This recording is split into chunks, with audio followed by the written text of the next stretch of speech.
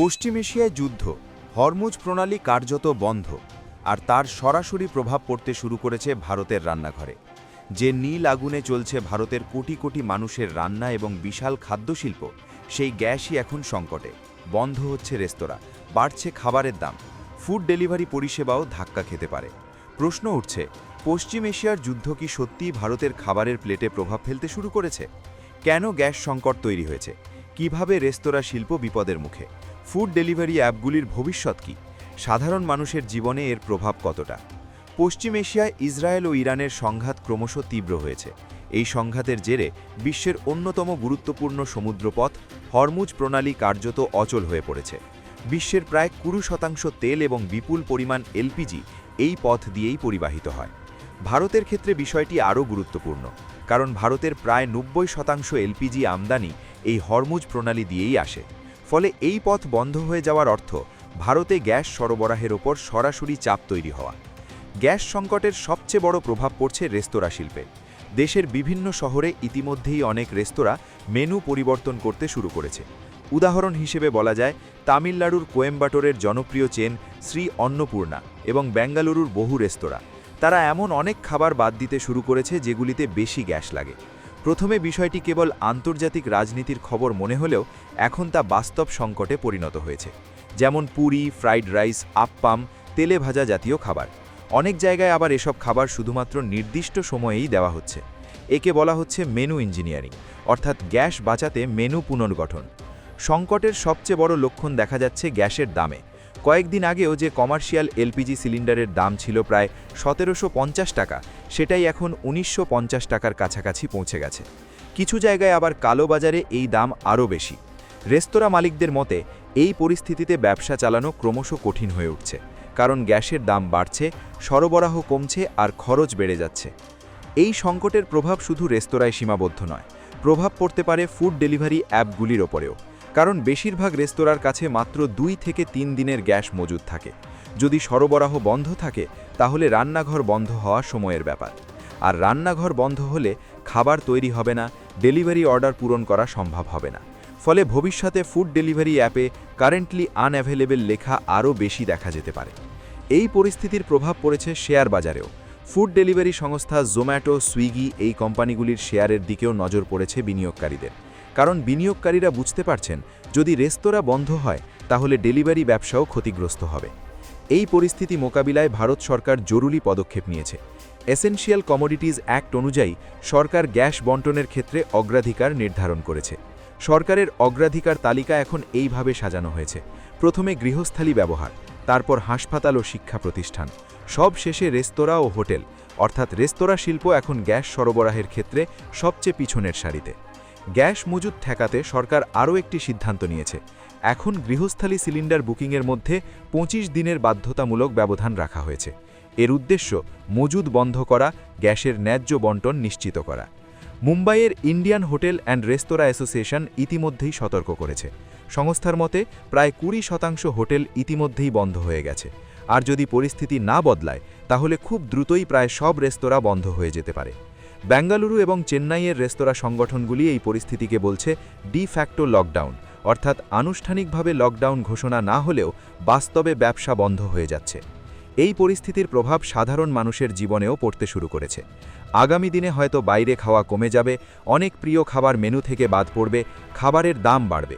অনেক ক্ষেত্রে dinner date বা বাইরে খাওয়ার পরিকল্পনা বদলে গিয়ে বাড়িতে রান্না করা খাবারে ফিরে যেতে হতে পারে। পশ্চিম এশিয়ার যুদ্ধ আমাদের থেকে হাজার হাজার কিলোমিটার দূরে হলেও তার প্রভাব যে কতটা গভীর হতে পারে তার স্পষ্ট উদাহরণ এই গ্যাস সংকট। হরমুজ প্রণালী বন্ধ হয়ে গেলে শুধু তেল নয়, প্রভাব পড়ে বিশ্ব অর্থনীতি থেকে শুরু করে সাধারণ মানুষের রান্নাঘর পর্যন্ত। এই পরিস্থিতি কতদিন চলবে আর কবে স্বাভাবিক হবে গ্যাস সরবরাহ, সেটাই এখন বড় প্রশ্ন। তবে আপাতত পরিষ্কার, পশ্চিম এশিয়ার যুদ্ধের প্রভাব ভারতের খাবারের প্লেটেও পৌঁছে গেছে। ব্যুরো রিপোর্ট, আর+ নিউজ। ইনভয়েস জেনারেট হয়েছে 7 তারিখে, মার্চের 7 তারিখে। আজকে হয়ে গেল 15 তারিখ, এখনও অবধি ডেলিভারি নেই। বুকিংয়ের ক্ষেত্রে ওদের সার্ভার ডাউন ওরা বলছে, মানে বুক হচ্ছে না, ওতে একটু টাইম নিচ্ছে। গ্যাস বিনা তো আমরা খাবার টাবার কিছু বানাতে পারছি না, পারিবারিক ম্যাক্সিমাম সমস্যা হচ্ছে। আমাদের এখানে সব কিছু অলমোস্ট নর্মাল আছে। যা একটু অসুবিধা আপনারা দেখতে পাচ্ছেন সেটা প্যানিকের জন্য।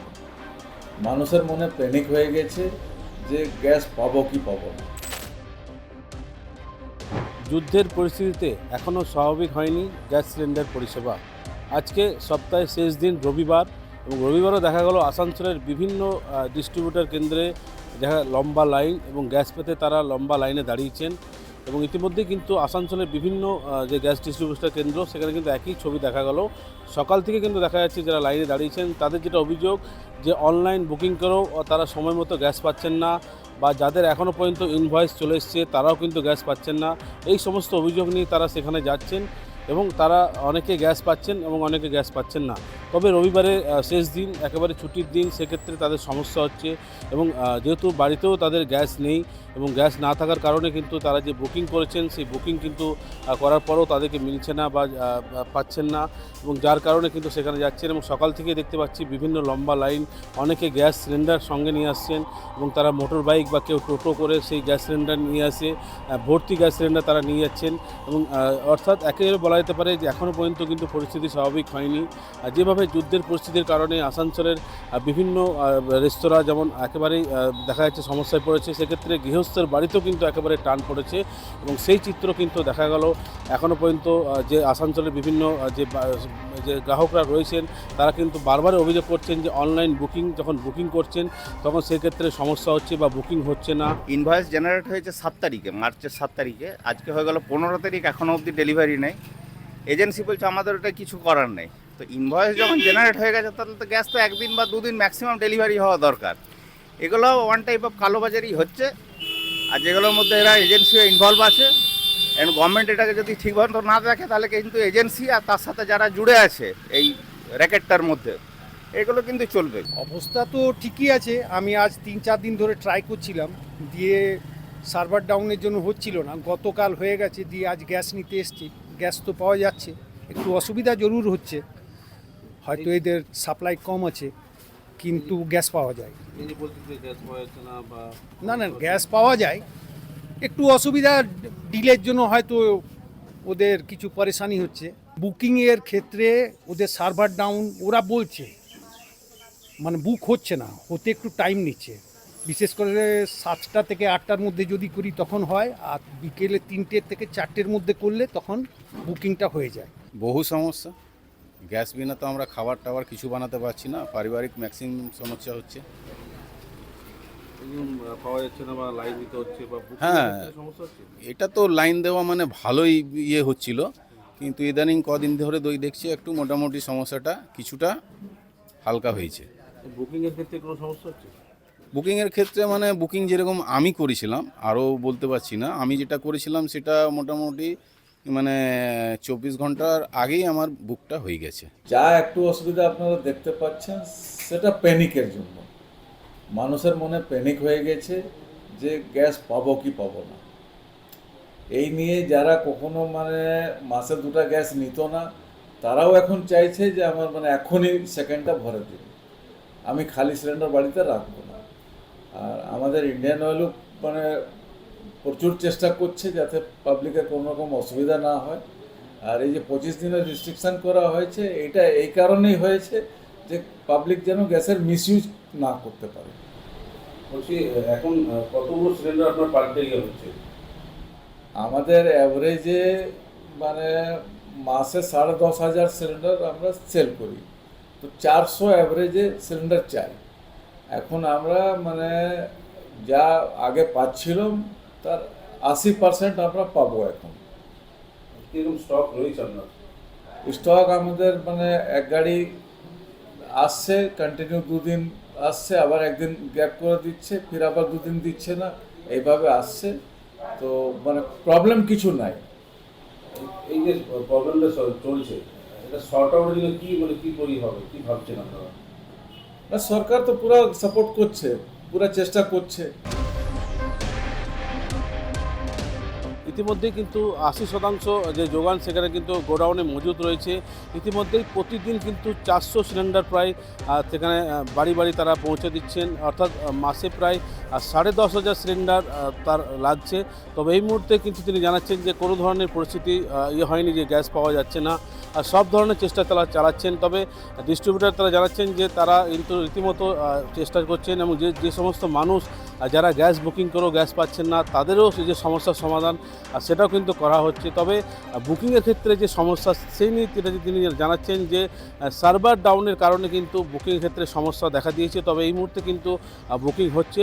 তবে যে কেন্দ্র সরকার যে নিয়ম করেছেন যে 25 দিন শহর এলাকায় থাকলে 25 দিন এবং গ্রামীণ এলাকায় থাকলে 45 দিন পর কিন্তু বুকিং করা যাবে, অর্থাৎ সেইভাবে কিন্তু বুকিং হচ্ছে, যার কারণে কিন্তু এখনও পর্যন্ত কিন্তু গ্যাসের সেরকম পরিস্থিতি সৃষ্টি হয়নি যে গ্যাস পাওয়া যাচ্ছে না। কিছুটা আতঙ্ক তৈরি করা হয়েছে এমনটাই তারা দাবি করছেন। তবে গ্রাহকরা বলছেন যে যেভাবে যুদ্ধের পরিস্থিতি চলছে এবং হঠাৎ করে এই ধরনের গ্যাস সিলিন্ডার পাওয়া যাচ্ছে না, যার কারণে গৃহস্থের বাড়ি থেকেও একেবারে সমস্যায় পড়েছে, রান্নাবান্না থেকে শুরু করে সমস্তটাই। তবে কবে স্বাভাবিক হবে সেটা নিয়ে কিন্তু অবশ্যই একটা প্রশ্ন উঠছে। তবে ডিস্ট্রিবিউটররা দাবি করছেন যে পরিস্থিতি স্বাভাবিকের জন্য একেবারে সরকার সব রকম চেষ্টা চালাচ্ছেন। তবে এই মুহূর্তে যেভাবে গ্যাস যে ডেলিভারি সেই ডেলিভারি কিন্তু রীতিমতো যেমন স্বাভাবিক হচ্ছে সেভাবে কিন্তু করা হচ্ছে। তবে সেই ধরনের কোনো পরিস্থিতি আসেনি। তবে এখন দেখার এই পরিস্থিতি কখন স্বাভাবিক হয়। আসানসোল থেকে ছোটন সেনগুপ্ত, আর প্লাস নিউজ।